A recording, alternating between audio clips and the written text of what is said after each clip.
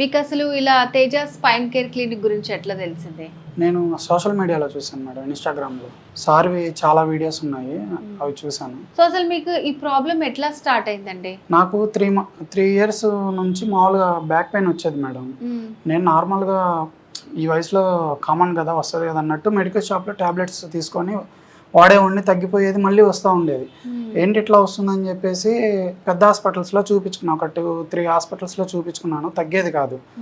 అయితే అట్లా కొన్ని రోజులకి ఇంకా బాగా విపరీతంగా అయిపోవటం, కాళ్ళు కూడా నడవలేక అడిగేటకు కూడా నాకు అయిపోయింది. అట్లా ఒక 3 months బ్యాక్ నుంచి అయితే పూర్తిగా నేను లెగలేకపోయేవాడిని, నా పని నేను చేసుకోలేకపోయేవాడిని. అప్పుడు ఆ టైంలో మొబైల్ చూస్తుంటే సార్ వీడియోస్ చూశాను, పేరెంట్స్కి చూపించాను. చూపించి ఒకసారి సార్ని కన్సిడర్ అవుదామని అడిగితే వాళ్ళు కూడా కొంచెం ఎంక్వైరీ చేసి ఓకే అన్నారు. దాని ద్వారా ఇక్కడికి వచ్చాను మేడం. సో చాలా చేంజ్ ఉంది అనమాట ముందుకి. అవును మేడం, 90% చేంజ్ అయింది నాకు. ఓకే, సో ఇంకా ఉందా ట్రీట్మెంట్ మీద? ఇంకా 1 week తీసుకోమన్నారు సార్. మీకు ఎట్లా అనిపిస్తుంది మరి ఈ క్లినిక్ గురించి తెలుసుకున్న తర్వాత? అంటే నేను 3 years నుంచి అయితే చాలా ఇబ్బంది పడ్డాను మేడం. కానీ నాకు ఒక దేవుడు సార్ని పరిచయం చేసినట్టు ఇన్స్టాగ్రామ్లో చూడటం, సార్ దగ్గరికి రావటం, 90% క్యూర్ అయింది. ఇంకా 1 week కూడా ట్రీట్మెంట్ పూర్తయితే మామూలుగా నార్మల్ అయిపోతాను.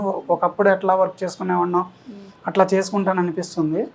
ముందుగా సార్కి థ్యాంక్స్ చెప్పుకోవాలి. Thank you sir.